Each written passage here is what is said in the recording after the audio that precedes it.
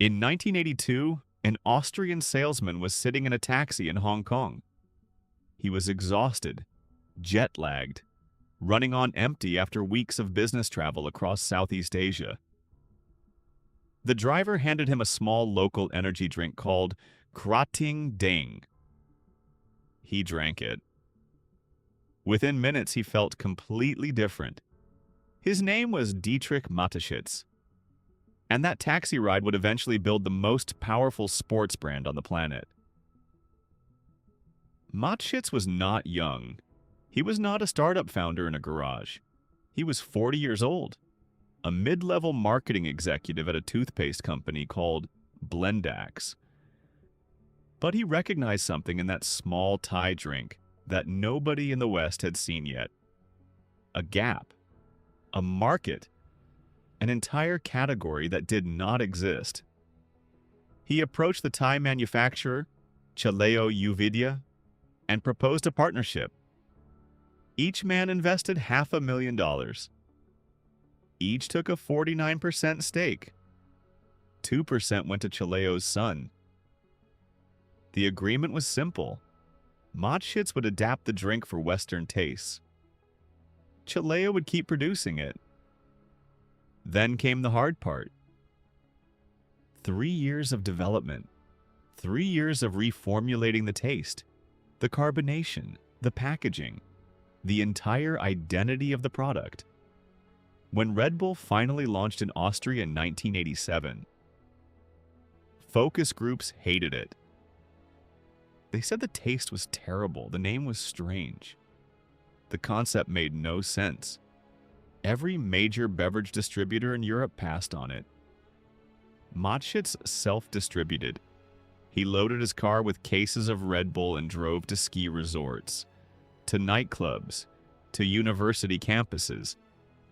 He gave it away for free to anyone who would try it, because he understood something the focus groups did not. You do not sell energy. You sell the feeling of being limitless. And once people felt that, they came back. Red Bull did not enter markets. It created them. Before Red Bull, there was no energy drink category. There were soft drinks, there was coffee, there was water. Red Bull invented something entirely new, a functional drink that promised performance.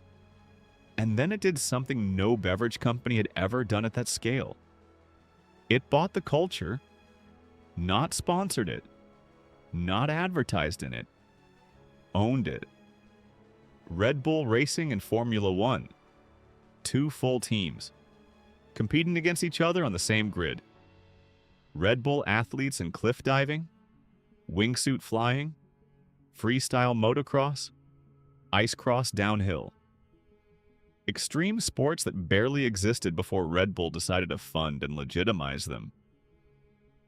In 2012, Felix Baumgartner jumped from the edge of space, 128,000 feet above the Earth.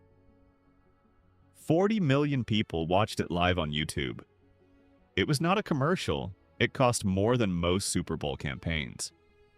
But it was the most watched live event in internet history at the time. Red Bull did not make a product and find an audience. It built an entire world and placed a drink at the center of it. Today, Red Bull sells over 12 billion cans every single year in over 170 countries. Dietrich Mateschitz became one of the wealthiest people on Earth.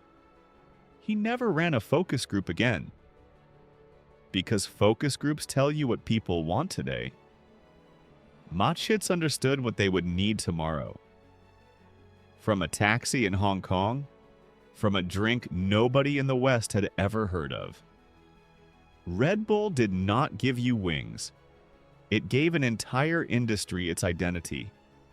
If you enjoy stories about the ideas that shape the world's greatest brands, subscribe to the channel, because the next story is already waiting.